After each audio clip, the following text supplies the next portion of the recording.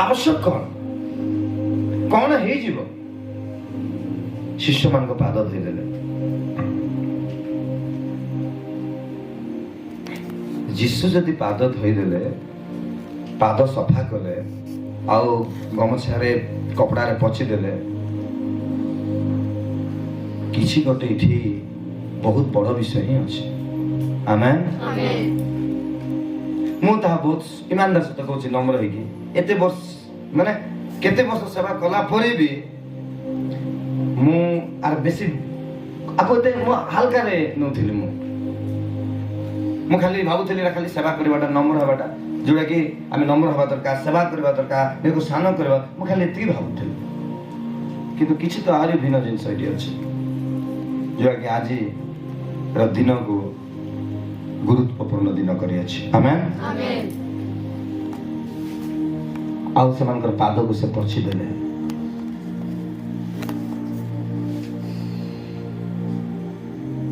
ଆଉ ଯେତେବେଳେ ସେ ଜଣ ଜଣଙ୍କର ପାଦ ଧୋଇ ଦଉଛନ୍ତି ଆଉ ପୋଛି ଦଉଛନ୍ତି, ସିମୋନ ପିତର ତାଙ୍କୁ କହିଲେ, ପ୍ରଭୁ ଆପଣ ମୋର ପାଦ ଧୋଇ ଦଉଛନ୍ତି, ଆପଣ ଗୁରୁ ଆଉ ପ୍ରଭୁ ହେଇକି ମୋର ପାଦ ଧୋଇଦେବେ? 7 ପଦ। ଯୀଶୁ ତାଙ୍କୁ ଉତ୍ତର ଦେଲେ, ମୁଁ ଯାହା କରୁଅଛି ତାହା ତୁମେ ଏବେ ବୁଝୁନାହଁ, ଏବେ ଜାଣୁନାହଁ, କିନ୍ତୁ ପରେ ବୁଝିବ। କିଏ ଜଣ ପଢନ୍ତୁ 7 ପଦ ଜଲ୍ଦି। ହଁ,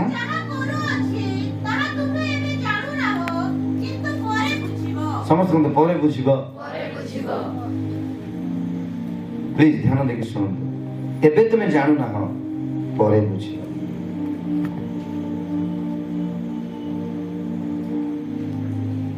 ତ ପିତର ମନା କରୁଥିଲେ, ଆପଣ ପ୍ରଭୁ ଆଉ ଗୁରୁ ହେଇକି ମୋର ପାଦ ଧୋଇଦେବେ? ନା ନା, ପିତର ମନା କଲେ, ନାଇଁ ଆପଣ ମୋର ଶିଷ୍ୟକୁ ଧୋଇଦେବେ, ଆପଣ ଗୁରୁ ହେଇକି ପ୍ରଭୁ ହେଇକି? ନାଇଁ। ଅନ୍ୟ ଶିଷ୍ୟ ମାନେ ହଉ ଧୋଇ ଦିଅନ୍ତୁ କହିଲେ, କିନ୍ତୁ ପିତର ଟିକେ ସବୁବେଳେ ଏକ୍ସଟ୍ରା ଥିଲେ। ସେ ଯଦି ବି ବେଳେ ବେଳେ ଉଦ୍యోଗରେ କେତେଟା କଥା କହି ପକାଉଥିଲେ, କିନ୍ତୁ ସେ ପ୍ରଭୁଙ୍କୁ ବହୁତ ଭଲ ପାଉଥିଲେ, ବହୁତ ଲଭ୍ କରୁଥିଲେ ସେ ଯୀଶୁଙ୍କୁ। ଯୀଶୁ କଣ କହିଲେ? 8 ପଦ।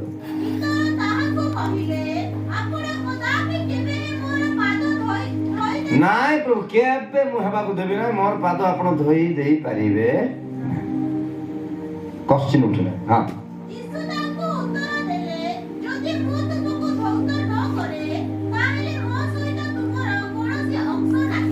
ଯଦି ମୁଁ ତୁମ ପାଦ ଧୋଇଦେବିନି, ତାହେଲେ ତମ ସହିତ ମୋର କୌଣସି ସମ୍ପର୍କ।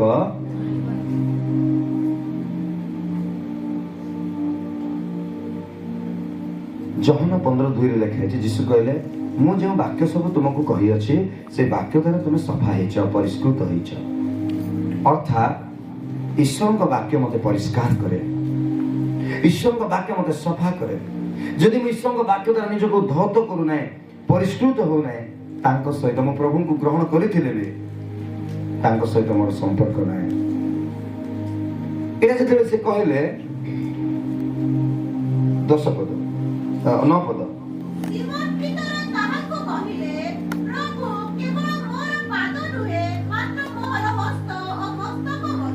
ପିତର ବହୁତ ଚାଲାକ ଲୋକ ବି ଥିଲେ। ପ୍ରଭୁ ଯଦି ଆପଣ ପାଦ ଧୋଇ ଦେଉନାହାନ୍ତି, ତାହେଲେ ଆପଣଙ୍କ ସହିତ ମୋର କଣ ଅଂଶ ନାହିଁ, କିଛି ଲେନା ଦେନା ନାହିଁ, କୌଣସି ସମ୍ପର୍କ ନାହିଁ। ତାହେଲେ ସେମିତି ତାହେଲେ ପାଦ କାହିଁକି ପ୍ରଭୁ? ମସ୍ତକ ବି ଧୋଇ ଦିଅନ୍ତୁ, ମୁଣ୍ଡ ବି ଧୋଇ ଦିଅନ୍ତୁ, ଗୋଡ ହାତ ସବୁ ଧୋଇ ଦିଅନ୍ତୁ। ପିତର ସେମିତି କହୁଛନ୍ତି, କିନ୍ତୁ ଯୀଶୁ କହିଲେ, ଯୀଶୁ ତାଙ୍କୁ ବୁଝାଇଲେ। ତାପରେ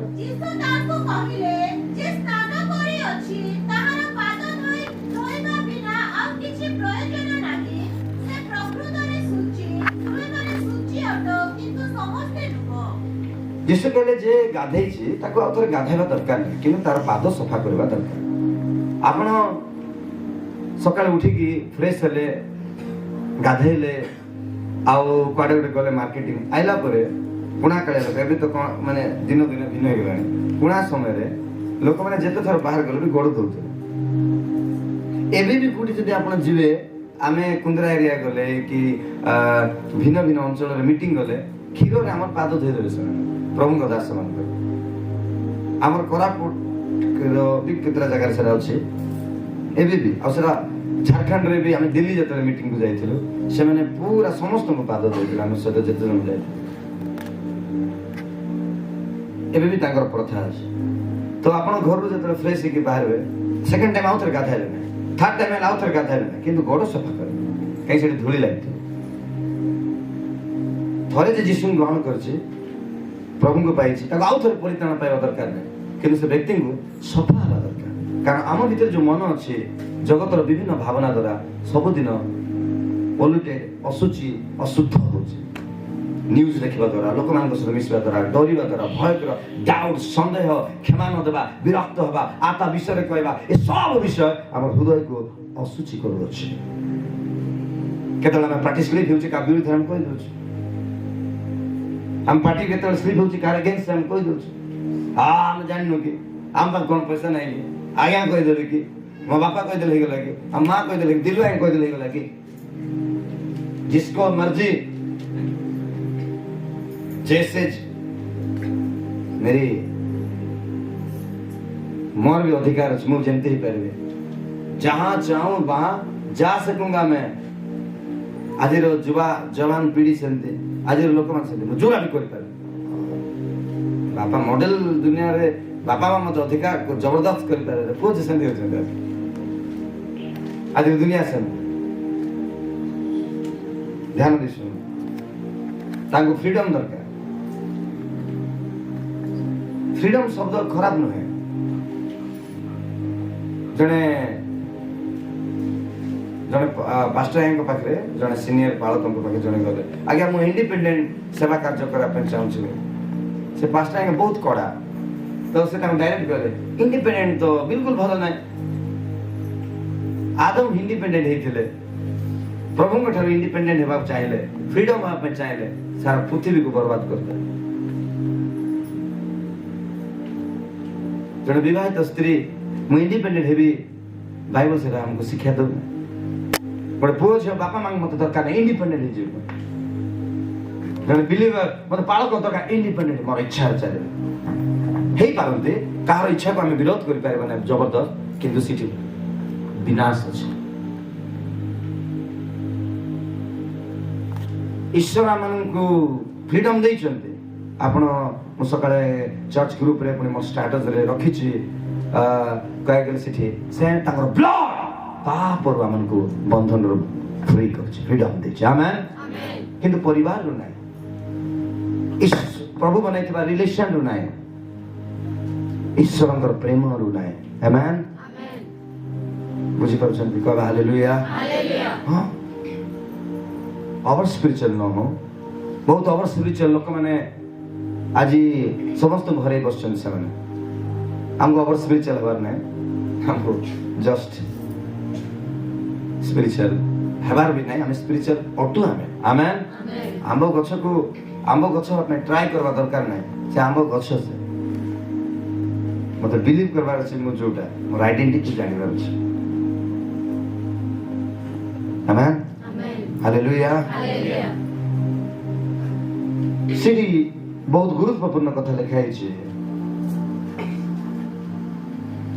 सिटी तांको भितरे जने व्यक्ति जिसु कहले समस्त माने सूची किंतु समस्त नुह तुम भितरे गोटे ना धरनांते देखंतु जिसु ना धरनांते धरि पारि थांते जिसु एडी शिखबार अछि मैं प्रचार करछि सिना एटा मते भी शिखबार अछि शिखबार तो अछि पारबार अछि और प्रभु साहाय्य करले पारि हो आमेन आमेन मिछ कथा कहबार नै जिसु क्रूस रे जीवन दे देले सिना इस्करियोत यहूदा को केबे भी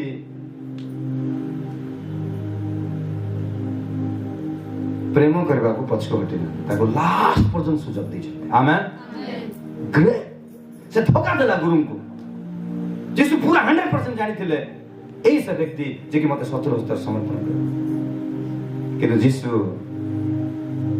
इनडायरेक्टली कहले तुमन को मते समस्त सूची न हो जणे अछि इनडायरेक्टली कहले प्रभु जदि काकु इनडायरेक्टली भी कहउछन्ते ସେଟା ବି ଈଶ୍ୱରଙ୍କ ଲଭ୍ ଆକା ଆପଣଙ୍କୁ ରକ୍ଷା କରିବାକୁ ଚାହୁଁଛନ୍ତି ସେ। ପ୍ରେଜ୍ ଦ ଲର୍ଡ, ହାଲେଲୁୟା। ମତେ ନେଇକି ପାଷ୍ଟର ଆଜ୍ଞା ଇନଡାଇରେକ୍ଟଲି ଆଜି ବହୁତ କହିଲେ ଜାଣିଛ ତ ସାର୍ ପାଷ୍ଟର ଆଜ୍ଞା କହିନାହାନ୍ତି, ଆପଣଙ୍କର ମା ବାପା କହିନାହାନ୍ତି, ପ୍ରଭୁ ଆପଣଙ୍କୁ ଇନଡାଇରେକ୍ଟଲି କହିଲେ। ସେଠି କହିଲେ ତମେ ସମସ୍ତେ ସୂଚି କିନ୍ତୁ ଜଣେ ସୂଚି ନାହିଁ, ଜଣେ ଧୋକେବାଜ କହିନାହାନ୍ତି, ୱାର୍ଡ କହିନାହାନ୍ତି, କିନ୍ତୁ ଶବ୍ଦଟା କହିନାହାନ୍ତି, କିନ୍ତୁ କହିଲେ ଜଣେ ଅଛି, ସମସ୍ତେ ସୂଚି ନାହିଁ। ଜୀବନର ଶେଷ ପର୍ଯ୍ୟନ୍ତ ଯୀଶୁ ତାକୁ ପ୍ରେମ କରୁଥିଲେ। ପ୍ରେଜ୍ ଦ ଲର୍ଡ, ହାଲେଲୁୟା।